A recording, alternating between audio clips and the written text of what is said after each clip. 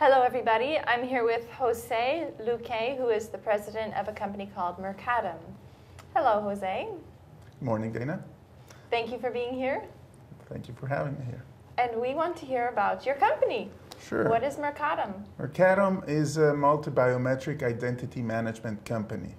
What we do is we take physiologic characteristics of a person, such as fingerprints, iris, or faces, and we process it through our identity management platform, software system, and we create value for the customer by being able to properly identify the identity of an individual as he or she is represented in a system, and then being able to take that identity information and bridging it to customer processes to create value.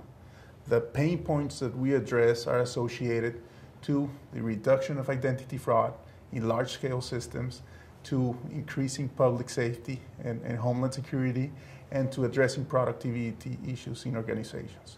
So we mainly go to banks and financial institutions, to healthcare providers, and to law enforcement and military agencies to provide our products and services.